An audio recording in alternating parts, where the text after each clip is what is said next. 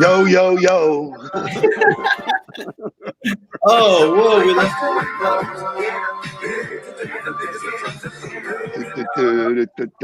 Bone Thugs and Harmony. So you have clearly gone in a different direction musically. You gave me free reign to do this. Once you opened up the hip hop world, and it's the first of the month. I love it, man. Wake up, wake up.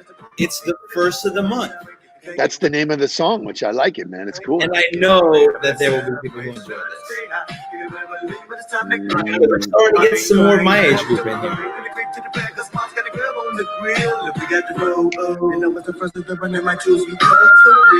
Karen Holloway in the house, man. Love seeing that name jump up. Hello, hello, hello.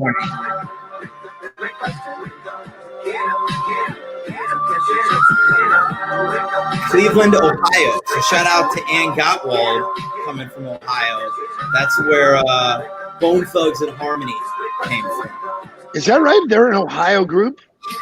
They were an Ohio group. They were really, really popular. And Ann got it. Nice jam, she said. Ann got it. Scott Garba got it. Here's a cool thing, though. I will tell you this, that tomorrow is the anniversary of the Rock and Roll Hall of Fame opening in Cleveland. Wow. I did not know that. How about that? So they were a Ruthless Records, artist, which Ruthless Records was Eazy-E and NWA when they really started to branch. You lost me. You lost me. So I'm for me, things that I'm passionate about. I like to know where they come from and how they work. So I love that. It is the first of the month, September 1st. Welcome to September, and shout out to all the Virgos out there because it is officially our month. We get to do it again, man. So one of the coolest things that I've always been attracted to in sales is that, it's new game. Wipe the slate clean. What happened in August happened. Nothing you can do about it. If you're not happy with the results, you can change it with your behavior in September. So, it's like, okay, scoreboard's clean. Let's go. Let's roll. Let's do some stuff. There's no better time than to change your focus from being on the scoreboard to being on the activity. That to me, I had a long conversation about that yesterday about, sales training and sales culture and inside of people's businesses. And most people are training people on the number. They're talking about the number. Every time they meet with their manager and they're managing their activities, they're managing their expectation. Here, this is what you have to do. They're not talking about anything about what you're actually doing. So changing your focus to the number is going to be what it's going to be. Don't focus on that. Attack every day with the activity is the focus. And changing behavior is $1 billion industry. I mean, that's why people are, when people market to you and they tell you if you drink a Corona, you're going to be like Snoop on the beach, man. I mean, that's marketing. They're spending millions of dollars trying to get you to change your behavior, buy a different product, do a different thing. If you do this, you're going to have more sex. So it's the same thing in sales. Unless you're willing to change the behavior, move new muscles, you're not going to get the results. So good stuff, man. Lots of people rolling in today. I think they come to see you, Mark. So you should be pretty proud. It is Takeover Tuesday. I mean, you're here to see me, aren't you? Every morning. You can count on me, baby.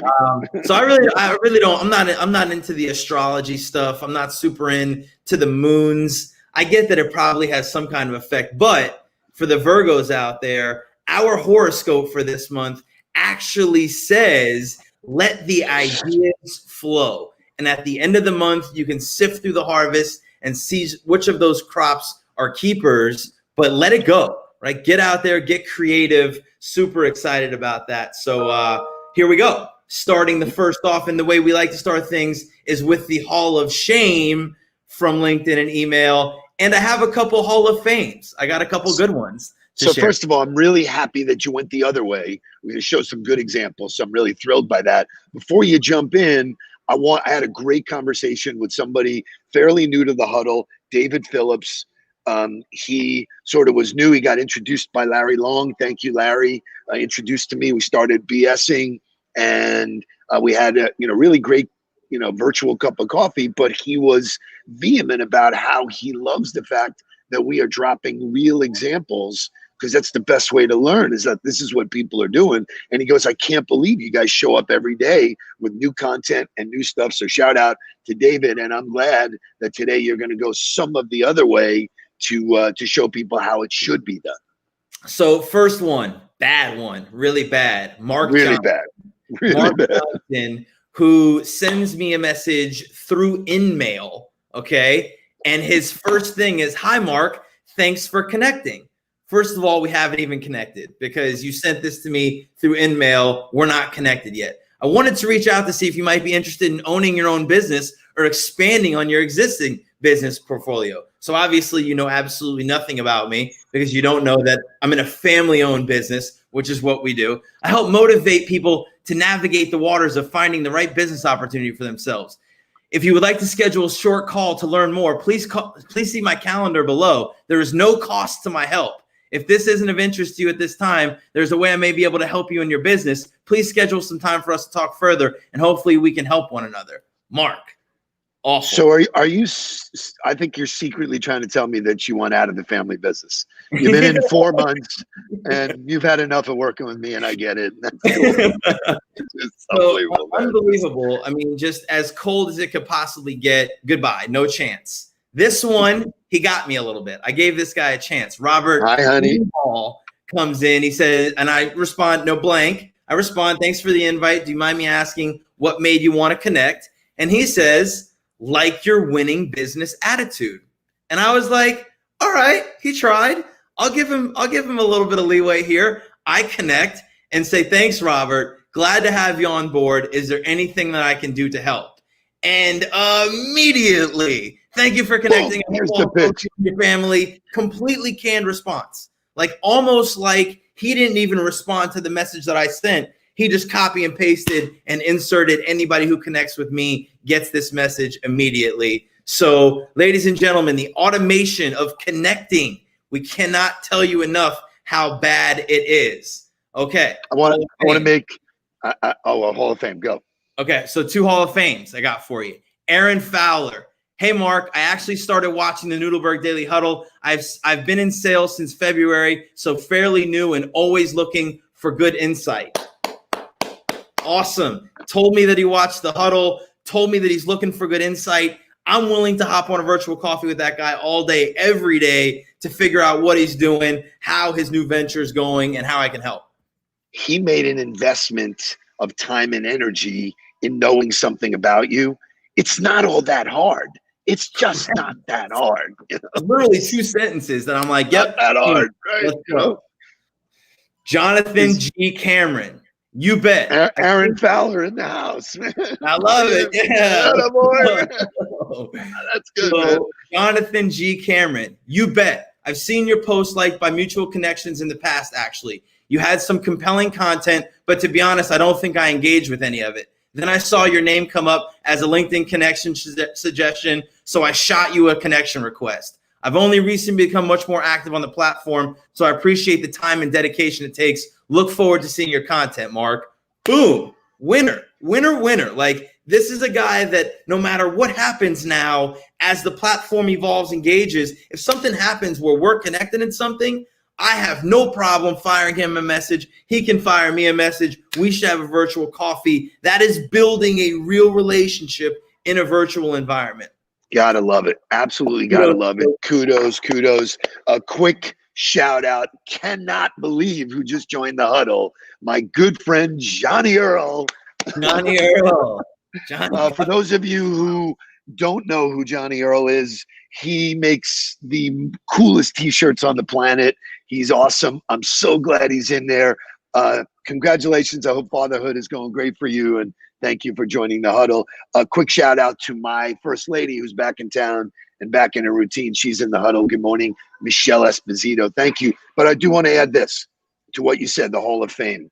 So if you could just imagine that LinkedIn is a 24-hour Starbucks, and you have the opportunity to walk in, and I want you to remember the days that we used to go in and stand online for coffee. How stupid was that, by the way? But we stood online. If the person in front of you was talking about your hometown, or they happen to be wearing a Johnny Cupcakes t-shirt, right? There's a piece of commonality staring in your face. You wouldn't jump into the conversation with, hey, by the way, can I talk to you about my product so that you can buy it? You look like a complete moron, right? You would say, hey, man, I heard you talking about New York. I'm from New York, or restaurant or food or whatever. It's the same thing if you take real life behavior and put it in this digital world, this digital marketing place that we're doing it. Good morning, Chuck Dodd, who is new to South Florida, working for the Dex team. So anyway, take over, dude. Awesome stuff.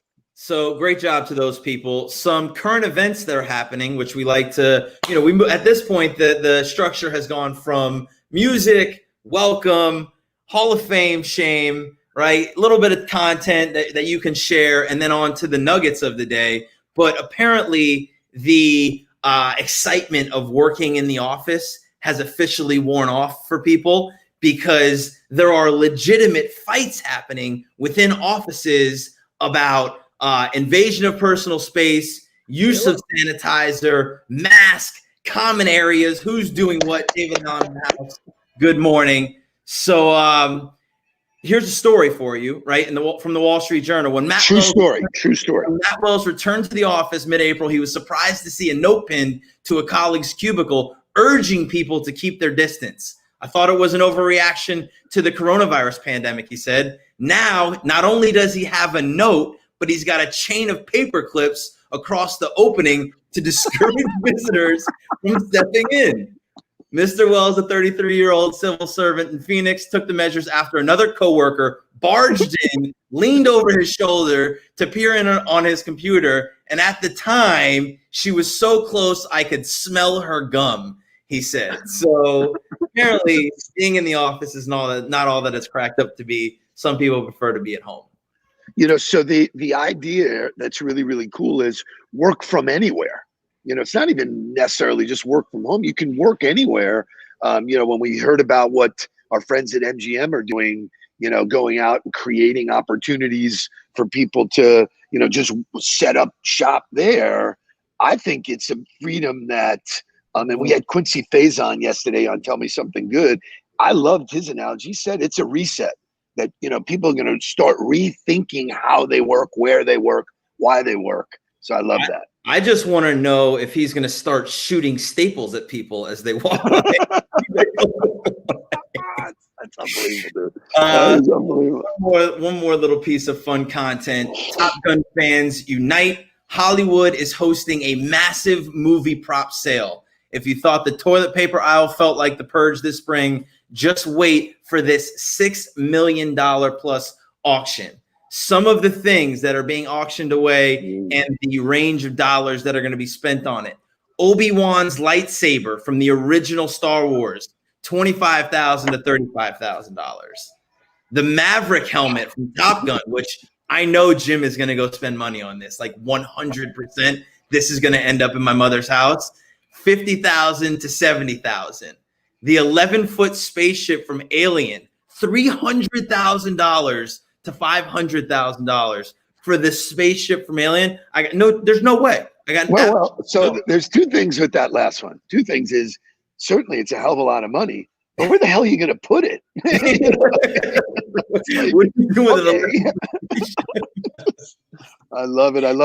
Although I think some of that memorabilia is really cool, and with people staying home more or whatever, you get to enjoy that kind of stuff. But it does wear off. I mean, would you for $5,000 buy Edward Scissorhands though? Would I? No, no. Would I string together a bunch of scissors and say that I paid $5,000 for it? Maybe, But the idea here is that look at the memorabilia that you and I have from all of the years that we were in sports. You in it, me around it, all of the Coachula autographs. To somebody that's worth unbelievable. So one man's garbage is another man's riches. So good stuff. Jim had an employee that did the paperclip chain as well. So is that right? Yeah. Maybe, you know what? Maybe they need the scissor hands to keep maybe from their cubicle. Maybe that's an employee who's focused on the wrong shit. There you go. Okay, so getting into the real content of the day, what really matters. We're starting September, right? So there are 4 months left of the year, 2/3 of the year are gone. So let's talk about fours. And shout out to Mike Santangelo, who I had a virtual coffee with yesterday. We talked a ton, and he referenced the book, The 4 Agreements by Miguel Ruiz. So we had a great conversation about it. We were talking about, I thought we should talk about that. We should pull up the 4 agreements, talk about what they are and how they apply to you and the way you should use them. So I'm going to This is unbelievable because this book is like mid to late 90s. Yeah. That when it came out, those of us that were in sales, it was a must read. It was like if you were talking to other professionals who didn't understand this book, they were considered, like seriously an outcast. Like, how could you not? So this is deep-rooted fundamental stuff that when you shot it back to me, it brought back memories of where I was and my morning coffees that we were talking about this shit with Barzoni and Kaminsky. Really cool shit, man. And it drives home a lot of what we talk about on a daily basis. This shit didn't come from nowhere, dude. This came from behavior. So the first agreement is be impeccable with your word, which the easiest way to think about that is your vocabulary. We talk about words of the day all the time. We talk about when somebody says something that is just a word that sticks out to you. Your vocabulary matters. How you say things is just important as what you say. So the vocabulary is huge on that. The other part is the internal dialogue, right? What you say to yourself on a daily basis. What's happening inside of here? The words you're using, the affirmations you're giving yourself, and how you're building yourself up on a daily basis are critical to building the mindset for the right activity on a daily basis. So here's a quick tip on affirmations. You can go on YouTube, plug in I am, and there are talk tracks that you can put headphones in, go to sleep, and you train your brain. I am worthy. I am responsible. I am. Most people say they're not. They can't. I won't. I shouldn't. I couldn't. So you can talk track, that you can mentally condition your brain to do that. And when you do that, and I have a few of my clients who are doing that, and they're like on day 21 and they're like breathing fire. So I love that. When you talk about mental conditioning, that's talking about choosing what you say out loud too, right? Everybody's got negative thoughts, right? That's going to happen. But as soon as you choose to verbalize it, sharing it out loud amplifies it that much more. So choosing what to say and choosing what to say about others, right? Be careful about what you say. There's a lot of lyrics out there and songs that I love, but when somebody starts talking about somebody else to me, I know that immediately sends up a red flag, especially if it's a person that I don't even know. Like what would give you the how you could feel comfortable to talk about them in that way. So be careful about what you say about others.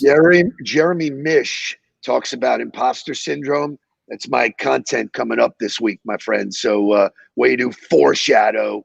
And our friend Paul Rushton from across the ocean, salutations. Nice word, man. Nice word. So the second agreement is don't take anything personal. And this rings true to me. Back in 2007, the team slogan at Florida State was, "It's not about me." We had it printed on every single shirt. It's not about me. Take yourself out of it, right?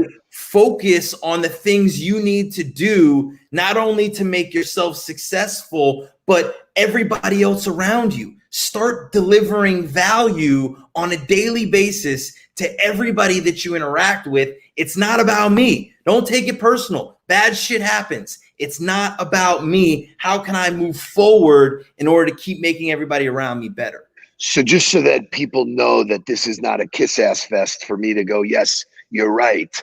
I challenge that one. And I challenge it because I take everything personally. That's why it matters to me. It matters what happens. So that's a fine line between don't take it personally, meaning when bad shit happens, you can't let it cripple you. It's not always about you, but there are things that are about you that you can control. That goes back to control the controllables. You can control, which is different.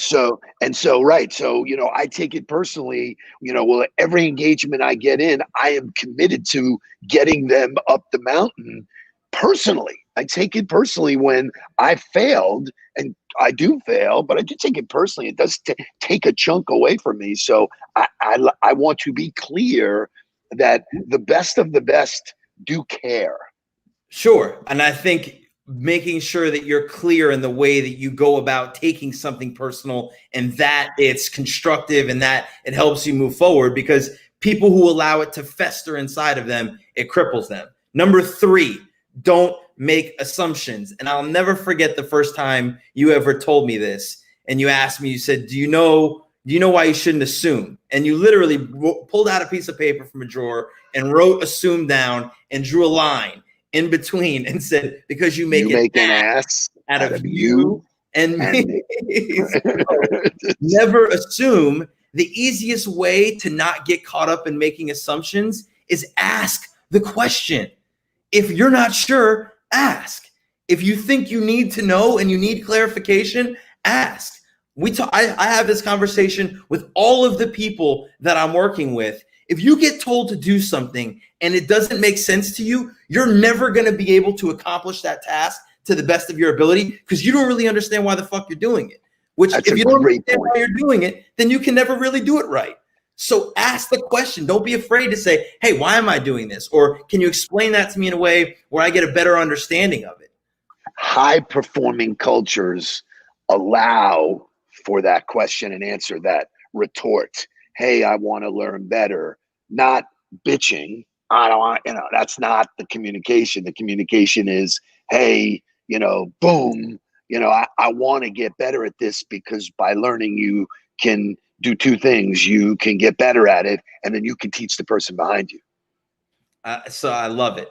The 4th one, the last one, always do your best, which is like so fluffy but I think always do your best because you can only define what your best is. Like, you can have people set goals for you. You can, at the end of every day, when you wake up, what you can do. Where you're cheating. And if and when you're cheating, you are only cheating one person and you're cheating. Right. You say what you want about the company and hitting numbers and all that. You cheat yourself 100% of the time. And people always say you get what you deserve. I challenge that. I say you deserve what you give.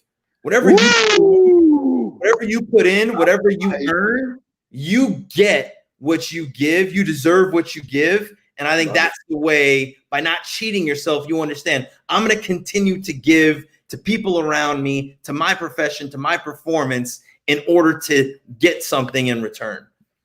So 2 things. First of all, shout out to Todd Stevenson. I'm really looking forward to having coffee with you and your wife. Thanks for being part of this. He did take the bait and jumped into a virtual. So I'm curious to hear about you and what's going on in your life. But I want to bring a term based on what you just said, Mark, that I think is very relevant in sports, where people say, I left it on the field. And Coach Wannstedt was great at this. He goes, listen, win or lose, if you can look yourself in the mirror, and that goes back to the song yesterday, Man in the Mirror, and say, I gave it everything I had. I didn't have enough to win. That doesn't mean I'm okay. I'm okay. I'm okay.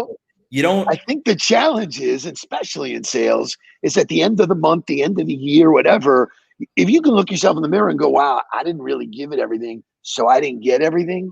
Listen, Bronx Tale, wasted talent, baby, man. There's nothing worse in life than wasted talent. So it's awesome. So those are the 4. I was going to go into the influencing model, but we'll save that for another day. But you got 4 months left, right? So whatever it is that you want to do with the rest of the year, it just starts with yourself. Look yourself in the mirror, decide you're going to change your mindset first, because it will lead to the behavior that will get you to where you want to go. And if it doesn't, you'll be able to say, you know what? I'm okay because I gave it everything I had. And so it's interesting, before the huddle, we do our own huddle. What were we talking about in terms of calendar? What month were we talking about before we got on this? We were talking about our 90 days. Like, right. So we're already, we're already, December. We're so, December. yeah. So thank you all for joining us. Kimberly Benton, great to see you. Big shout out to Johnny Earl. If you're not following him, he was one of the best speeches I have ever seen in person. He's just a drop dead smart, cool dude, genuine and authentic. I'm so thrilled to have him in here. Jessica Tobin, thank you for your thank you note. I'm glad that we can help everybody make it a terrific Tuesday. Kitty McGowan, great to be here. And young Nudelberg, let's go out and make some shit happen today. Let's go. First of the month. Get up.